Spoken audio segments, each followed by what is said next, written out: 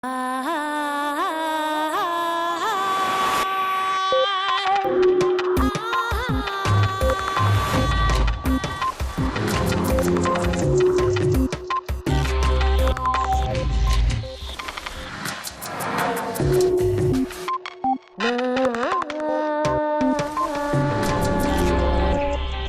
teoría de las probabilidades es la menos intuitiva de todas las ramas de las matemáticas. Amir Axel.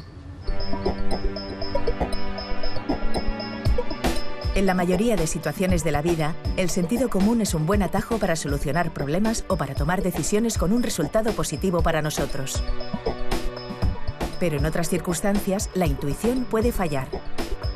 En esos casos, es mejor saber de teoría de probabilidades y no dejarnos llevar por el primer impulso. El matemático y divulgador científico Amir Axel le explica a Punset en este capítulo de Redes cómo las matemáticas pueden ayudarnos en contextos tan diversos como el juego o las relaciones personales.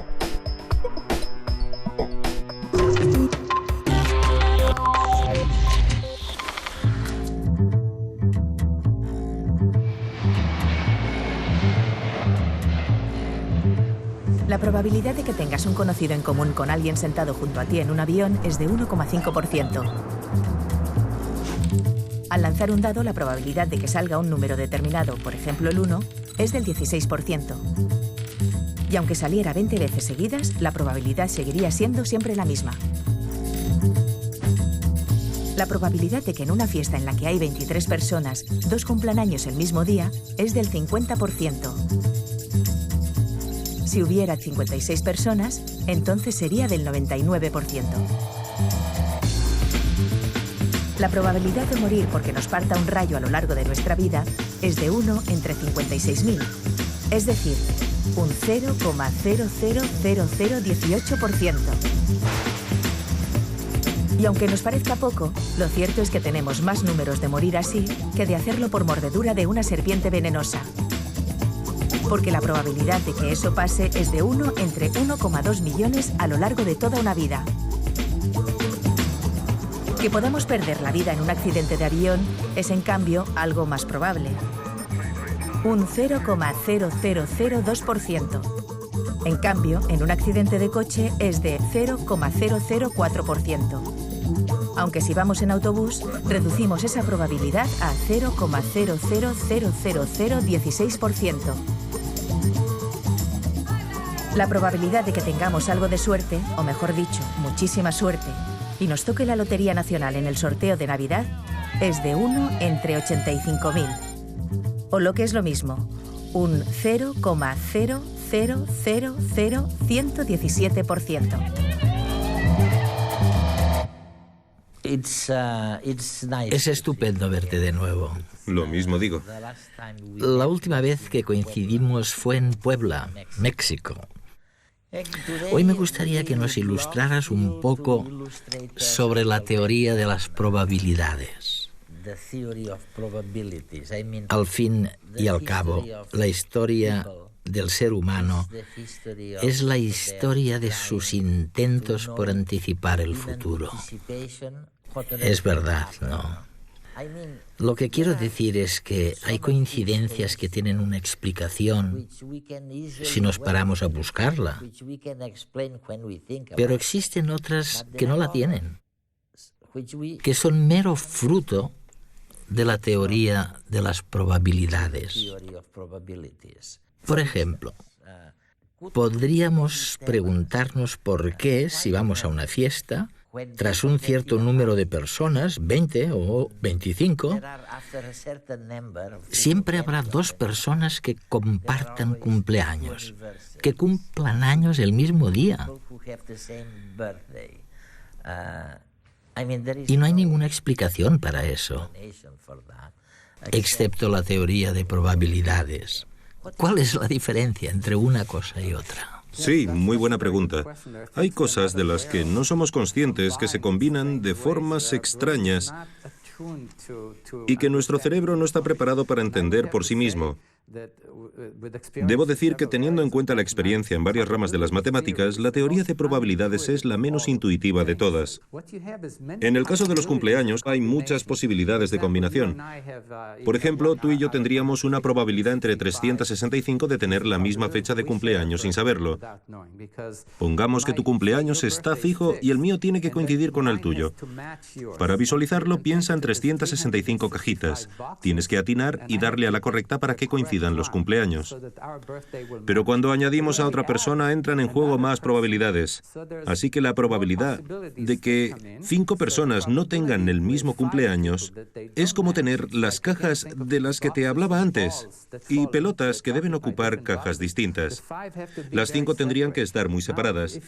Si ahora pensamos en los cumpleaños como pelotas que caen del cielo, ahora una, ahora otra, ahora la siguiente, etc., hay muy pocas probabilidades de que todas vayan a una caja distinta y de que ninguna caiga junto a otra. Imagínatelo. Tiene que haber algún tipo de coincidencia. Exacto. No sabemos cuál, pero la probabilidad de coincidencia aumenta muy rápido. Con 20 personas, ya hay un 50% de probabilidades de que 2 personas cualesquiera compartan cumpleaños. Con 30 personas, aumenta todavía más, hasta el 90%, etc. Las probabilidades aumentan muy rápido.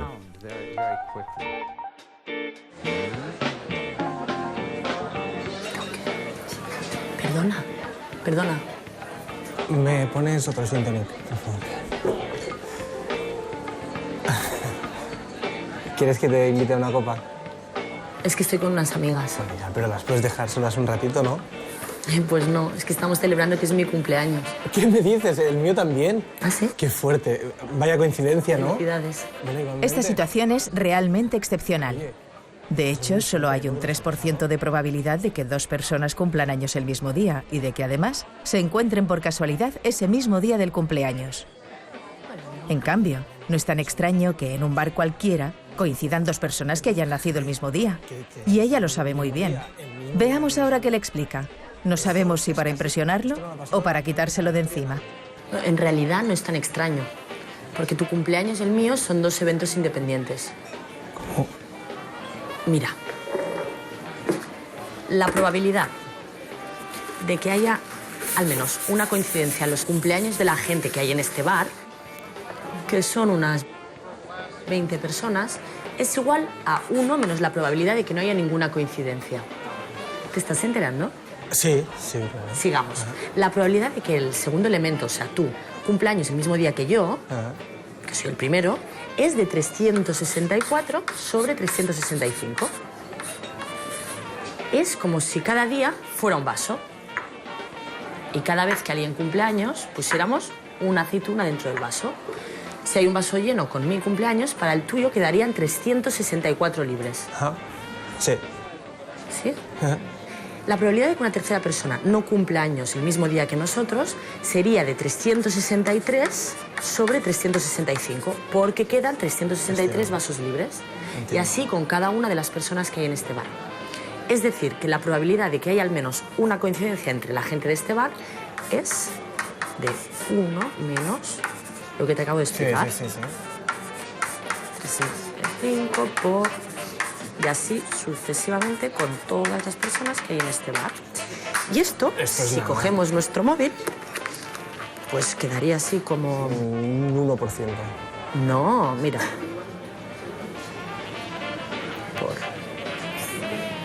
Igual a 0,5037, más del 50%. Venga. Es más, si en lugar de 20 personas hubiera 56... entonces habría una probabilidad del 99% que 2 personas cumplieran años el mismo día. No. Sí. Wow. Es maravilloso. Pero es casualidad igualmente. Sí, eso sí. Hay otra cosa que a veces me he preguntado. Cuando pensamos en las bombillas que tenemos en casa, a menudo vemos que en el prospecto de compra o venta, cuando las compramos, se dice que pueden durar un número de horas determinado. Pero en la práctica es muy frecuente que la resistencia de la bombilla sea mucho mayor de lo que afirma el fabricante. ¿A qué se debe esa diferencia? ¿Se equivocan siempre al calcular la duración de las bombillas? ¿O hay algo que desconocemos gracias a lo cual podemos disfrutar de su luz más de lo esperado?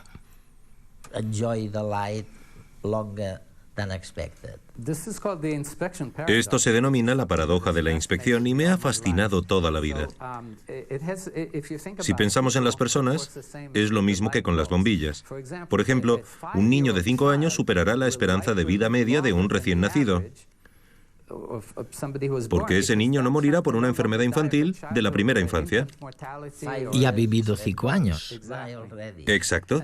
Y con las bombillas sucede lo mismo. Si la bombilla ha aguantado ya 100 horas, es muy probable que dure más de lo esperado. Esto también sirve para explicar la persistencia de la mala suerte. Vas a la estación de autobús y sabes que los autobuses pasan cada 10 minutos. Así que tu expectativa es esperar de media unos 5 minutos y llegar a la estación entre 2 autobuses. Pero todos sabemos que siempre nos toca esperar más de lo que creíamos. Cierto. Y es por la misma razón. Imagina que el autobús está llegando, pero de repente uno va más rápido y el siguiente más lento. Y tal vez otro también se descuadre un poco del horario. Además, cuando llegas a la estación, llegas en un momento aleatorio.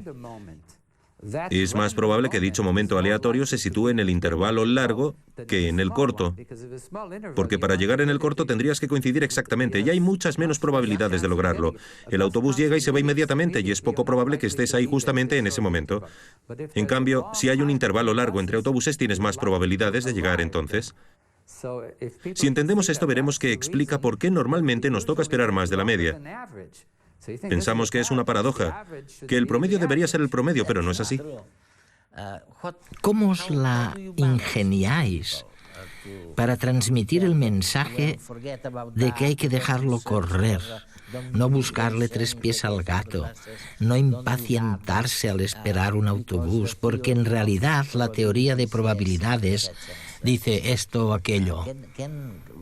No es tan fácil de aceptar esto, ¿no? No se acepta fácilmente y por eso hay tantas teorías por ahí que no son nada científicas. Nos gusta creer en misticismos. Por ejemplo, cuando quedas con alguien y descubres que tiene el mismo signo del zodíaco que tú, o algo así. Eso es.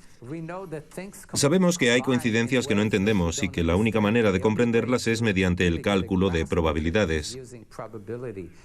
Y ahí estriba la diferencia entre la ciencia y la pseudociencia, porque la ciencia utiliza la probabilidad para explicar sus teorías. De hecho, todas las teorías que utilizamos se someten a lo que denominamos pruebas estadísticas o contraste de hipótesis en la ciencia. Gran parte de la ciencia tiene que ver con la probabilidad, y queremos que la probabilidad de acertar sea muy alta para empezar a creer en algo. ¿Y eres de por aquí? Bueno, de un pueblecito cerca de Castellón. ¿Qué me dices? Mis padres también son de por allí. ¿Ah, sí? Sí, hemos ido siempre mucho a veranear, a ver a la familia, todo. ¿De qué pueblo eres? ¿De Vinarós? Vamos, no te lo vas a creer. Mis padres también. Anda, qué bien. Qué fuerte. Es que son muchas Nos coincidencias. encantan las coincidencias. A menudo nos parecen algo casi místico. Nos sorprenden. Y cuando conocemos a alguien, preguntamos, sin darnos cuenta, en busca de esas casualidades. No conocerás por casualidad a Martín. Martín, el del bar de la plaza de enfrente del ayuntamiento. Pues sí, es muy amigo de mis primos. ¡Qué fuerte! Bueno, a ver, tampoco es tan fuerte. No, hombre. Somos de la misma quinta, iban juntos al colegio y en el pueblo tampoco hay tantos bares. Claro, o sea, tampoco... Ya, pero... Es verdad que hay muchas coincidencias. Pero de místico, estas coincidencias no tienen nada. Funcionan siguiendo una regla similar a la de los cumpleaños. En este caso, en lugar de buscar una coincidencia entre 20 personas, tenemos solo a 2 personas entre las que encontrar cualquier cosa en común. Por ejemplo, el color preferido, el colegio en el que estudiaron o el nombre de sus padres. Al ser tan inespecífico, la probabilidad de una coincidencia es mayor. Es probable que si acostumbras a frecuentar un bar, seguramente tengas cosas en común con la gente que suele ir. De manera que, si lo piensas bien, no es tan raro que se produzcan estas casualidades. Madre mía. Bueno, pero es que hay un montón de cosas que son como muy sorprendentes. Mucho. ¿Tú sabías que tienes un 1,5% de probabilidades de tener una persona en común con la persona que tienes al lado en un avión? Bueno, eso sí me parece sorprendente. Eso sí lo sabía ya. ¿Ah, sí? Sí, eso lo leí el otro día. Y esto es lo que hay detrás de la popular idea de los 6 grados de separación. Sí. La que dice que entre dos personas cualesquiera no hay más de 6 interpuestas. Amir, corrígeme si me equivoco, pero hubo un jugador muy famoso, un jugador francés, llamado Mer, o algo así, de Mer. Le encantaba jugar y esperaba hacerse muy rico. Y resulta que conoció o se puso en contacto con Pascal, uno de los grandes matemáticos y filósofos de todos los tiempos, y de otro matemático incluso más célebre, Fermat. Mirando atrás, resulta que la teoría de probabilidades fue el resultado de las interacciones entre los tres: el jugador y los dos matemáticos. ¿Hemos progresado algo desde entonces o seguimos más o menos en el mismo sitio? Por un lado, ahora entendemos las probabilidades de un modo que era inconcebible hace unos años. Por ejemplo, las pruebas de ADN utilizan nociones muy sofisticadas de cálculo de probabilidades para descubrir a quién corresponde una muestra de ADN. Por otro lado, también se puede decir que en cierto sentido estamos como Pascal y Fermat, porque tenemos por delante un camino muy largo todavía. Nos quedan muchas cosas por aprender sobre cómo funciona la vida y cómo intervienen las probabilidades. De hecho, hay muchos problemas sin resolver en las matemáticas, algunos relacionados con el cálculo de probabilidades, que intentamos descifrar con la ayuda de los ordenadores. Podemos decir que todavía estamos empezando, todavía estamos intentando encontrar el camino más apropiado, pero hemos aprendido bastantes cosas. Es fascinante porque escuchándote me ha venido a la cabeza tu tesis según la cual en el amor la actitud debería ser la misma. Es decir, si has conocido a 37 personas a lo largo de tu vida y has salido con ellas o has experimentado con la posibilidad de vivir con ellas, con la siguiente persona que conozcas, que te parezca fiable para el matrimonio o el amor, deberás lanzarte, no dudarlo. ¿Es así? Sí, así es. Pongamos por caso que un joven puede conocer a 100 posibles parejas. Si es un chico, a 100 chicas, entre las que durante los siguientes 5 o 6 años deberá elegir. ¿Con quién de las 100 debería casarse? Pues bien, de las 100, lo mejor es haber salido con 37 y haber tomado notas de quién es mejor, pero sin casarse con ninguna. Tras 37 intentos, hay que quedarse con la primera que sea mejor que las 37 anteriores.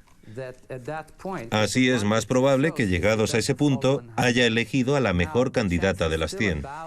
Sigue habiendo solamente un 40% de probabilidades. No es un sistema perfecto, pero es lo máximo que se puede conseguir. Sí, es mucho. Sí, está bien. Oye, por ejemplo, poder decirle a la gente que si se comporta así, las probabilidades de elegir bien a la pareja son del 40%. Es mucho mejor en un tema tan espinoso como el amor. Sí.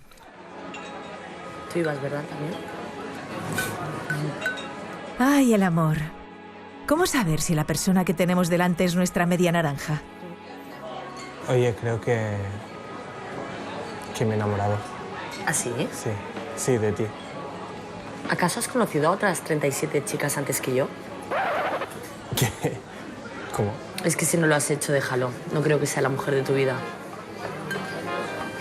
Imagina que a lo largo de tu vida puedes conocer a 100 chicas que podrían ser la mujer de tu vida, siendo muy optimistas. Si te quedas con la primera, la probabilidad de que sea la mejor es muy baja, del 1%. Si en cambio decides conocer a las 100 y eliminas a las otras 99, la última también tiene una probabilidad muy baja de ser la mejor, también del 1%. La mejor estrategia en esto del amor, y lo dicen las matemáticas, es que conozcas a varias chicas. Y cuando hayas llegado al 37% de las posibles candidatas, te quedes con aquella que cruce por tu camino que sea mejor que las otras 37. Espera un momento, ¿eh? Un momento, voy a hacer yo también hacer mis calculitos, ¿eh? Puede que no sea una teoría popular entre las personas románticas, pero tiene sentido desde el punto de vista matemático. Y aunque no garantiza el éxito, te da un 40% de probabilidades de tomar la mejor decisión. Lo siento, pero es que a mí todavía me faltan 3. Bueno, genial. Te presento a mis amigas. Ah, fantástico. Mira, Inés, Rock. Hola, ¿qué tal? Hola. Es mi cumpleaños también. Felicidades. Ah, gracias. ¿Que sois sus amigas? Otra cosa que me parece fascinante de lo que dices es que el cerebro es el que intenta descubrir lo que está pasando. Si lanzas un dado y sale un 2, tienes menos probabilidades de que vuelva a salir un 2 en la próxima tirada o jugada. ¿Quiere esto decir que las probabilidades son menores de que se repita el dado? Lo interesante es que por lo general no, salvo que el dado esté trucado. A menos que esté trucado. A no ser que el dado sea irregular. Pero si todas las caras están perfectamente igualadas, si todos los números son iguales, en teoría si sacas 5 veces un 2, la probabilidad de que te salga otro 2 en la próxima tirada sigue siendo de 1 entre 6. No aumenta. Es una mera coincidencia. De hecho, te he escuchado decir que no te fías de los casinos para apostar. Porque hay algo extraño en el entorno de un casino que os hace pensar a vosotros los matemáticos que mejor no jugar, mejor no apostar en los casinos. ¿Por qué dices eso? En matemáticas hay un teorema llamado la ruina del jugador, que demuestra matemáticamente que si alguien participa en juegos de azar durante suficiente rato, siempre y cuando se enfrente a un oponente más rico que él, y el casino suele tener más riqueza que cualquiera de nosotros, si sigue apostando contra un adversario mucho más rico que él, la probabilidad de perder acaba llegando al 100% al cabo de un tiempo. Así que en los juegos de azar el truco es marcarse un límite y decirse a uno mismo, jugaré hasta llegar a X. Si consigo esta cantidad de dinero, lo dejaré. ¿Y si no mire? Sí, hay un libro célebre llamado Cómo apostar si no tienes más remedio, que 2 buenísimos matemáticos escribieron hace 40 o 50 años. Parte de la premisa de que alguien está atrapado en un casino, le impiden irse, y tiene, qué sé yo, 10.000 euros para apostar. O gana 1 millón o muere. ¿Cómo se pueden maximizar las probabilidades de ganar 1 millón? La idea es jugar con osadía, jugárselo todo a una sola partida. Porque si uno apuesta pequeñas cantidades todo el rato, rápidamente llega un punto en el que tiene muchísimas probabilidades de quedarse a cero. En cambio, si se lo juega todo, aunque las perspectivas sigan siendo no muy buenas, con esa táctica, aunque las probabilidades de perder sean altas, las de ganar serán ligeramente superiores que si se juega cantidades pequeñas.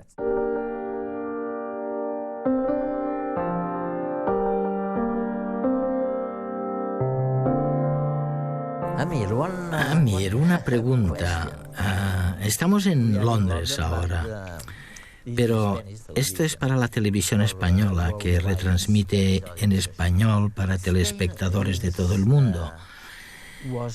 España es, bueno, por lo menos era un país muy aislado, azotado por la guerra civil, muy dogmático. De hecho, prácticamente no hubo ni revolución científica como tal. Mi pregunta es si también nos quedamos al margen de la teoría sobre la que nos has hablado hoy, o sí que estuvimos incluidos de alguna manera en esta idea.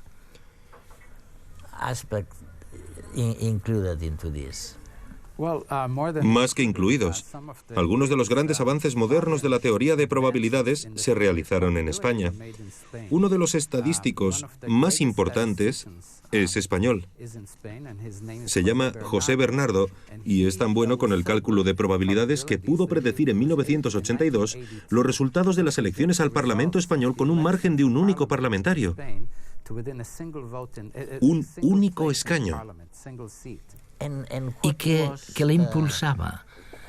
¿Cuál era la motivación científica tras su vocación por la teoría de probabilidades? Tiene que ver con el lugar en el que estamos, Londres, porque en realidad utilizaba las ideas de un experto estadístico de 1753, un reverendo llamado Thomas Bayes. Resulta que al aplicarlas a la probabilidad, permiten cálculos mucho más sofisticados que dejan atrás a Fermat, a Pascal y al jugador del que antes hablábamos. Es el siguiente nivel, que se produjo unos 100 años después, claro. Si dominas el método matemático para calcular la probabilidad, puedes utilizar la información previa para predecir el futuro mejor que si solamente te basas, por ejemplo, en una encuesta actual. Eso le brindó una precisión tremenda que le permitió predecir con una exactitud que jamás se había visto antes. Y por eso se hizo famoso.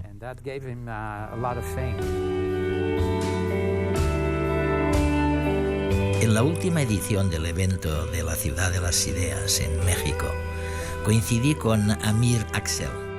Y mientras esperábamos el turno para dar nuestra conferencia, nos jugamos a los dados quién pagaba el café. El desafortunado sería quien sacara 2 veces el mismo número, concretamente el 3 antes que su adversario. Yo perdí aquella partida en un santiamén. Para mi sorpresa, saqué 2 veces seguidas el número 3. Si no recuerdo mal, lo que me explicó el ganador es que yo no sabía nada de lo que los especialistas en la teoría de las probabilidades llaman acontecimientos independientes del otro. Por ello, mi consejo para la audiencia de redes es estudiar y trabajar mucho, pero dedicar también algo de tiempo a las cuestiones estadísticas. Entre otras cosas, os evitaréis pagar los cafés de quienes estén bien informados sobre las probabilidades de la vida.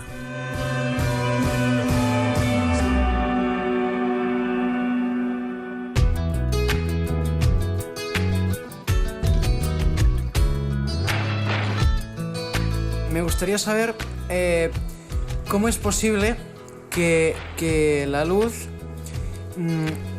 sea más rápida que el sonido.